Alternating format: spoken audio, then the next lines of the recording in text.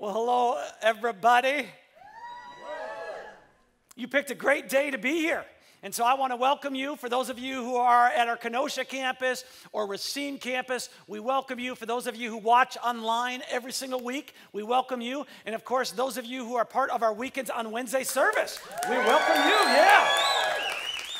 The reason I say it is a great day to be here is because we're wrapping up this series called The Struggle is Real. And we are going to end our time together today by receiving communion together at our physical locations. All right, and so in the seat in front of you, you don't have to grab it now, but there should be a communion element that looks like this, or maybe someone handed it to you as you came in, but you should have a communion element available to you. If for whatever reason you say, hey, I need a gluten-free element, you can just go ahead, raise your hand right now, and someone will bring you a gluten-free element so we're ready at the end of service. So just put your hands up and someone will hand that to you and we will be ready. Now, next week, we're going to launch a series called See the World. And of course, there's lots of things that impact how you and I see the world. Individuals, circumstances we go through, events that we've experienced. But the question we're going to confront in our next series is, how does the way I see the world affect me? So lots of things affect how I see the world, but how does the way I see the world eventually affect me? Okay, that's next week. But today we're wrapping up the series, The Struggle is Real. And if you're not familiar, if you never heard this phrase, the struggle is real, before, it's typically a phrase that's used to mock how dramatic we become over things that irritate us and things that annoy us, which, when you peel back all the layers, are really just first world problems. All right? So you have a car that drives perfectly fine, but you're always complaining about the little dent on the passenger side door. Okay? When someone does that, it's like the struggle is real. I mean, we've got real problems here in America, right? Or you order 2 shots of espresso in your latte and you realize they only put 1 shot in it. The struggle is real, right? Or the Wi-Fi you're using is slow, your cell phone battery dies just after a couple hours, or you had free 2-day shipping, but it got to you in 3 days. The struggle is real. Anytime that we complain about first world problems, we can easily attach this phrase, the struggle is real, yeah. And of course, all of us have our own stories of struggles that we go through in our life that nobody can relate to, and we just feel like we're all alone. You know, one of the struggles, and this is going to be a little too much information for some of you, one of the struggles that I've had ever since I was a kid, I don't remember living without this struggle. I have an inability to urinate in public restrooms. I do. Too much anxiety. I'm always like thinking people are coming and going to walk on in, and it just, there's this pressure that's on me. So as you can imagine, when I travel, things are not good. Things are not good. Last week, I was at a conference all day long in Naperville, Illinois. I tried multiple times to use the restroom, and I could not do it. And so I left the conference, and Pastor Justin from our Kenosha campus was with me, and we drive for a little bit, and then I pull into a hotel parking lot. And Justin gets a big smile because he's been my friend for a long time. And he says, "You have to pee, don't you?" I said, "This is my best chance," because hotel lobbies are kind of peaceful, and it's like my best chance to actually pee. There's not a bunch of people walking around. And so the problem is, you can't just walk in a hotel if you're not like one of their customers, right? At least you shouldn't. But that didn't bother me. I said, I'm going to do this. So I pull over, I walk in the hotel lobby with all the confidence in the world, like I have a room there, and I don't make eye contact with the people at the front desk. I just walk straight toward the restrooms. And I walk down this hallway and realize the restrooms are not down this hallway. So I turn around and I walk down another hallway with all the confidence in the world. And they were not down that hallway. At which point I realized the people at the desk are now looking at me. Like, are you even supposed to be in here? So now I have to come up with a story. And I walk to the front desk with a big smile, and I says, "Hey, could you tell me about your conference rooms here? How many conference rooms and how much can they hold?" Like, I'm just making up some story on why I'm in the building. And they said, "Well, just give us a couple seconds here." And I'm like, okay. Well, about 3 minutes later, the manager comes out with keys and says, "I hear you want to look at our conference rooms." I'm like, Yes, I do. Could you show me your conference room? So she brings me in there. She said, could you give me the dates that you're looking at? And I'm like, sometime next summer, and could you tell me how many people? I'm like, 20? I need to pee so bad. She's taking it. What's your best contact information? I give her my legit email. I don't know what I was thinking, but I refused to give her my cell phone. And so we end up in this conversation, and finally I say, you know what? I need to use the restroom. Could you point me in that direction? She said, yeah, it's just down the hallway. And I get to the restroom, and this anxiety comes over me again, and I can't pee. But then I start to giggle like a schoolgirl, like realizing all this ridiculous stuff that's happening. And thank you, Jesus, I was set free. I get back into the car, and Pastor Justin looks at me and says, what is wrong with you? I said, man, if you only knew what just unfolded. And so I just got to tell you, if you want to have a conference at the Spring Hill Suites Marriott in Naperville, I've got contact information for you, all right? But all of us have struggles and real problems that we face on a regular basis. Cynicism, pride, burnout, disconnection, regrets.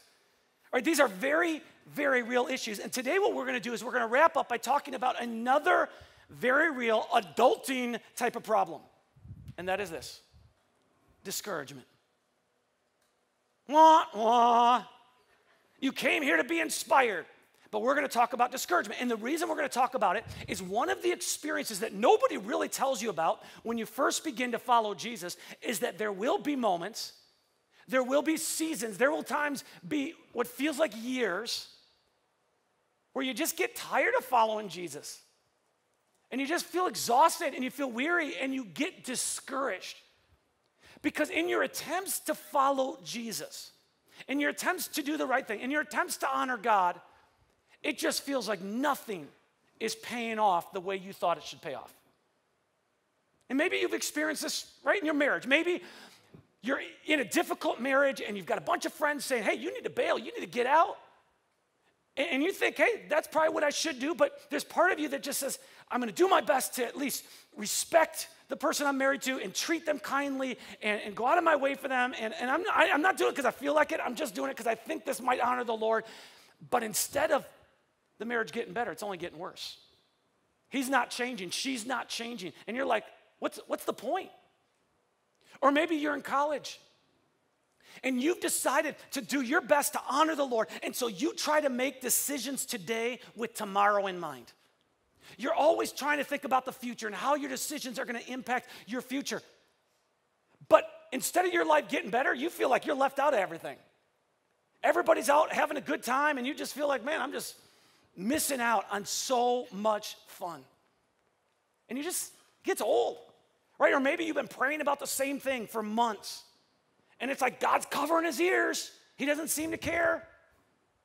Or maybe you've been stepping up and walking into your fears and maybe getting involved in serving in a local church, right? Serving at Great Lakes. Or maybe you said, man, I'm going to start giving back some of the resources God's trusted me with, and he's blessed me at the job, and I'm going to give back. But instead of things improving in your life, they're actually getting worse. This is a reality everybody faces in their journey of following Jesus. The struggle is very real. Life can be very discouraging. And there's all sorts of reasons that we experience discouragement. I just want to give you 3 of those to kick us off. And the good news is they're going to be easy to remember because they all start with the letter F, all right? Here we go. The first one, fatigue. When we are physically, mentally, or emotionally exhausted, we are a prime candidate for discouragement. Because when we're tired, you know this. Everything seems to be bleaker and gloomier than it really is in reality.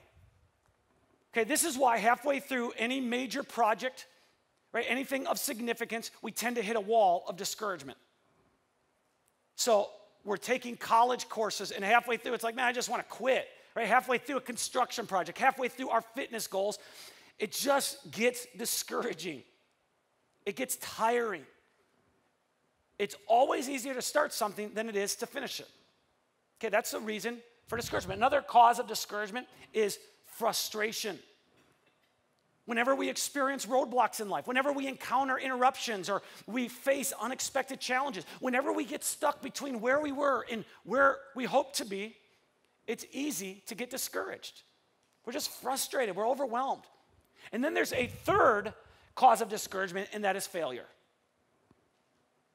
When we pour our heart into something and it falls apart, whether it's a relationship or a project or a big deal that we're working on or an event, it gets discouraging. In fact, last month I read an article about the parents of a 6-year-old in Arizona who threw him a birthday party at a pizza joint.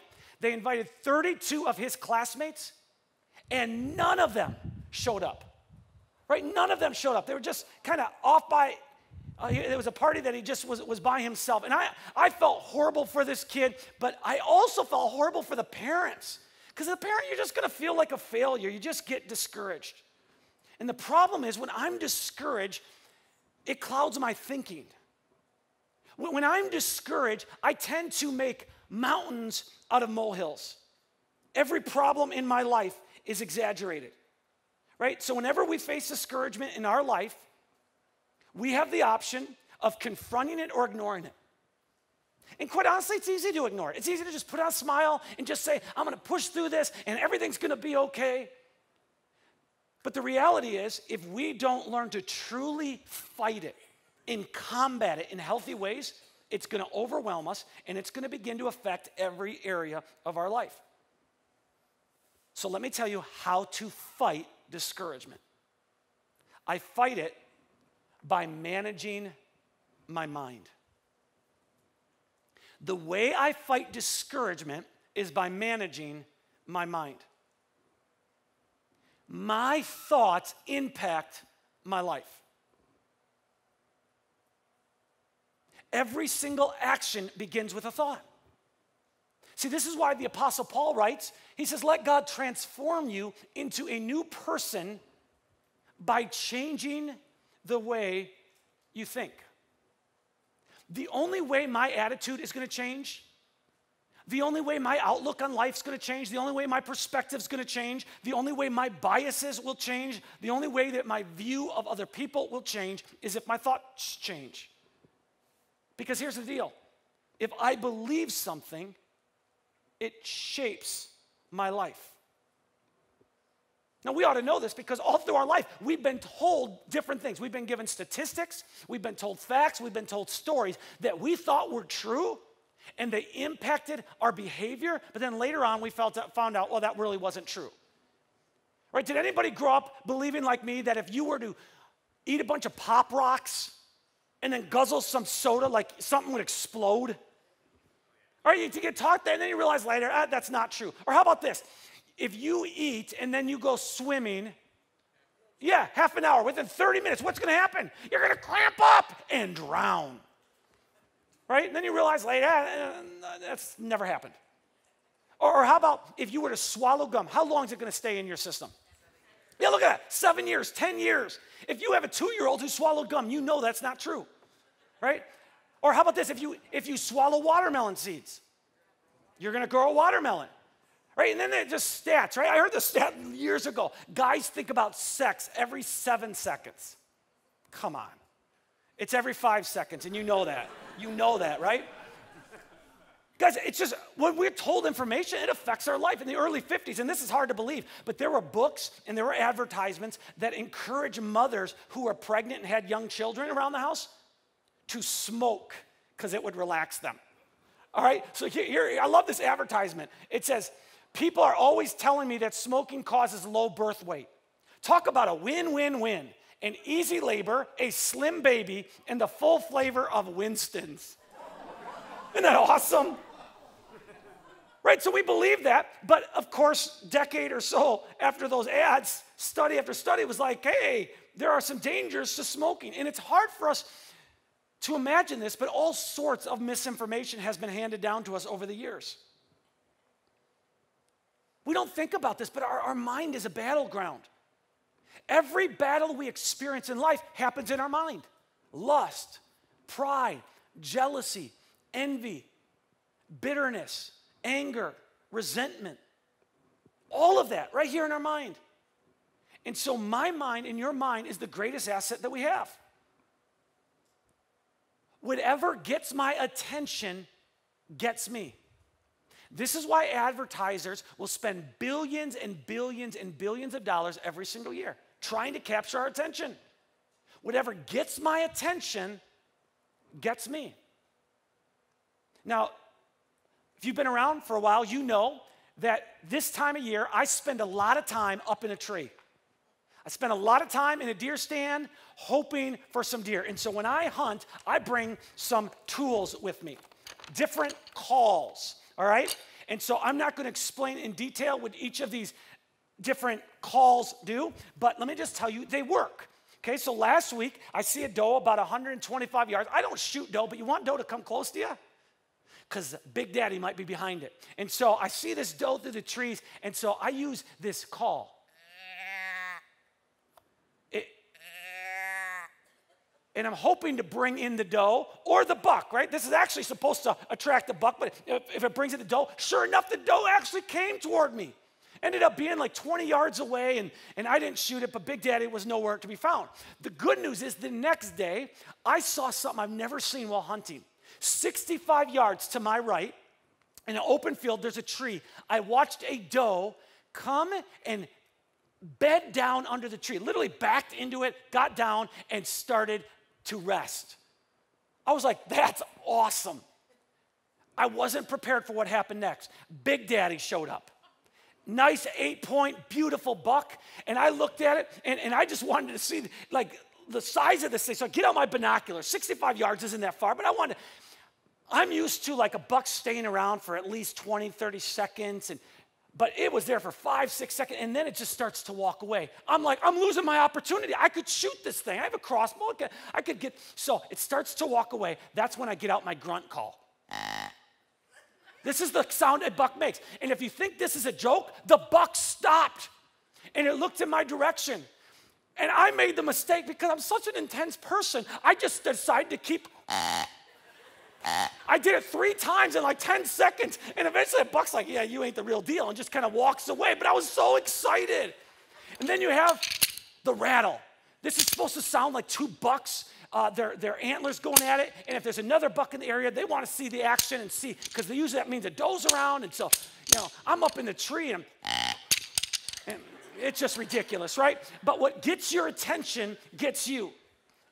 If I could have captured that buck's attention long term, I would have had it. The good news is you and I have the ability to manage our mind and our thoughts, and this is important to know. Because if you have bad thoughts or angry thoughts or greedy thoughts or selfish thoughts or insecure thoughts or shameful thoughts or discouraging thoughts, you do have the ability to change the channel of your thinking.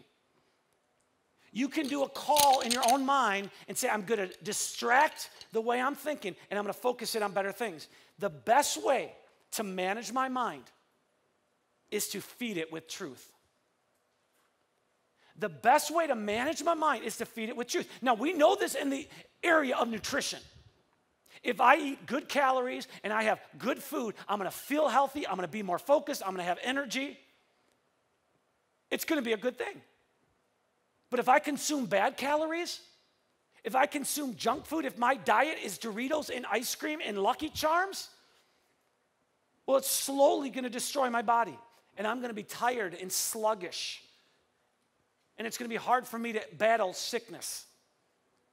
Well, the same is true with our thought life. If I feed my mind with junk, if I feed it with negativity, if I feed it with lies, it is going to lead to discouragement, which is why the Apostle Paul, in a letter he writes in the 1st century, says, fix your thoughts on what is true and honorable and right and pure and lovely and admirable. Think about things that are excellent and worthy of praise. If we focus our mind on the right things, you know what it's going to do? It's going to grow our faith. It's going to grow us in the area of courage and our confidence. It'll grow us in our contentment. It'll grow us in happiness. In another letter he writes, the Apostle Paul says this. He says, think about the things of heaven, not the things of earth. Now, he's not saying, well, ignore the reality of what's going on in the world around you. But what he's saying is, don't always focus on the immediate. Don't always focus on what's happening right now, or you will get caught up in the current circumstances and miss the bigger picture. Now, we need to hear it because this is so easy, right? It's easy to be consumed with what my boss is like right now, or what the weather's like today, or what the economy is like in this season. And the truth is, when you look around, it's very easy to be caught up in negativity. You and I don't have to look for a bunch of things to get us down and discourage us. Those things are everywhere. But if we're going to focus on the good, and if we're going to focus on the positive, we have to seek them out. We have to discipline ourselves. There's a show that I watch on Netflix, and I've gone through all the seasons now, called Yukon Gold. Okay? It's about these mining crews that have roughly 4 months in the remote and mountainous parts of Canada to mine for gold. Okay? And so these crews will battle mechanical breakdowns, they'll battle unpredictable weather, and they'll battle those things to what they call sluice endless amounts of earth to hopefully come up with a little bit of pay dirt, okay? To come up with a little bit of gold. Now, in some ways, I think this is what we have to do with life. We have to sluice, we have to go through all sorts of negativity and depressing news stories and the political tensions that we seem to live with on a daily basis to find positivity and uplifting things and truth. And so if we're going to feed our mind with truth, let me just give you 4 different things that are true. Right? Let's ask the question, what is truth? Let me give you 4 things that are true that we need to feed our mind with. Number 1, I have a lot to be thankful for. Right? So if I'm battling discouragement, I'm just overcome with negativity, I need to remind myself I have a lot to be thankful for. Right? Because I live in America, and I am blessed way more than I realize. Most of the blessings in my life, just like yours, they're just white noise until they break or are taken from me. My health, my home, my vehicles, my family, access to clean drinking water, friendships, freedom, employment, a mind that can process information, opportunities, friendships, the list goes on and on and on. We have so much to be thankful for. That is true. But when we're discouraged, it's easy to miss that. So we got to refocus ourselves. And even when things are not going well, right? Even in the most challenging of times, we can find things to be thankful for. In the first century, Paul writes a letter to a group of Jesus followers who are experiencing persecution because of their faith. Like, it is not safe to be a follower of Jesus. And here's what he tells them. In no uncertain terms, be thankful in all circumstances. Now, why would Paul write that? Why would Paul be inconsiderate in saying that? Well, the truth is, even in bad circumstances, there's a lot to be grateful for. In bad circumstances, we discover in new and fresh ways the grace and mercy and faithfulness of God. We discover in difficult times true friendships. We discover things that we would never discourage if everything, we would never discover if things were always going well. So it's true, in good times and in bad times, I have a lot to be thankful for. Feed my mind with truth. You know what else is true? God is always with me.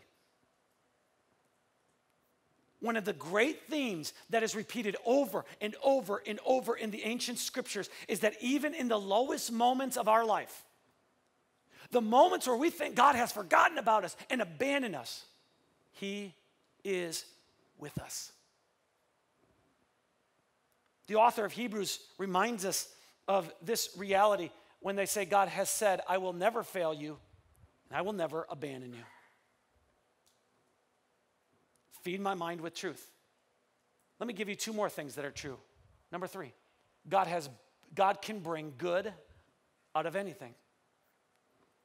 And this is one of the great mysteries about God. He's able to take the things that we hate in life, our biggest pains, our biggest regrets, and bring something beautiful from them.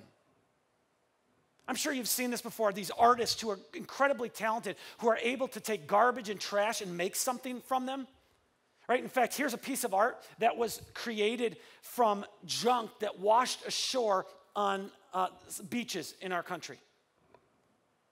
Someone has the ability to take all this trash and make something from it. This is what God does with our life. In fact, here's what the Apostle Paul writes. He says, and we know that God causes everything to work together for the good of those who love God and are called according to his purpose for them. Some of you have heard the story before, but my brother Rick was killed in Iraq in April of 2008. Tragic story, devastated our family. Still today is a very emotional thing for us to talk about at different times. But Rick's death became the catalyst for us starting Great Lakes Church. I started to really wrestle with, man, I know I've always wanted to start a church. Life is short. We don't know how long we have, and that became a catalyst. I don't believe God caused his death, but I believe God allowed his death to be used in a positive way. And so I hope you remember this. God never wastes a hurt. He can bring good out of anything. Just one more truth to think about, and that is this: there is always hope. When our life feels like it is falling apart relationally and emotionally, financially, it's hard to believe there's hope. Right? It's hard to believe things are going to get better. And sometimes our only choice is to just put one foot in front of the other, day after day after day, knowing there are better days ahead. 2,500 years ago, the Jewish people were at one of the lowest points in their entire history. The city of Jerusalem had been destroyed. The temple of worship had been taken down, burned. Many of the citizens in the city of Jerusalem had lost their lives. Homes burned to the ground. Then the brightest and the best of the citizens in Jerusalem were marched almost 500 miles away and brought to a completely different city where they lived in exile for decades. Just a horrible time in their history. And it's in the middle of that season that a man by the name of Jeremiah sits down and he reflects on everything he's seen and everything that's taken place. And in his agony and in his heartache, he writes these words: "The thoughts of my suffering and homelessness is bitter beyond words. I will never forget this awful time as I grieve over my loss. Yet I still dare to hope when I remember this. The faithful love of the Lord never ends. His mercies never cease. Great is his faithfulness. His mercies begin afresh each morning. I say to myself, the Lord is my inheritance, therefore I will hope in him." Now, I don't know what your life is like today, and I don't know all the areas that have knocked you down or discouraged you, but I can say with confidence, the faithful love of the Lord never ends. His mercies never cease. Great is his faithfulness. His mercies begin afresh each morning. I've talked many times about the last 2 years of my life and of our church. We went through so many transitions, staff transitions, financial transitions, building transitions. Literally last year, lost hundreds of people who are part of our church through all the different transitions we were going through. Very, very difficult time for me. Never in my life can I point to a season where I have been so discouraged. And in that season, I promise you, there were a couple things I did to just do my best to keep moving forward. One of them is I regularly went back to these words of Jeremiah and reminded myself, hey, the mercies of God are new every morning. The mercies of God are new every morning. And even though it may feel like a long period of darkness, night doesn't last forever. Eventually, a new day is coming. And I had to remind myself of that. There was a second thing that I did regularly in my season of discouragement, and that is I listened to a song called "Do It Again" over and over and over. It was a song that talked very candidly about the faithfulness of God in every season and how the night is going to pass and there's going to be this new day. I'm going to pray, and immediately after I pray, we're going to move into a time of communion. Our Heavenly Father, I pray for the people of Great Lakes Church today, the people who are watching online, the people at our different campuses who are in a season of discouragement. And I pray, Heavenly Father, that you would help all of us in our lowest moments to focus on truth, to focus on the things we have to be thankful for, on the fact that you are with us, on the fact that you never leave us, you never abandon us, the fact that we always have hope.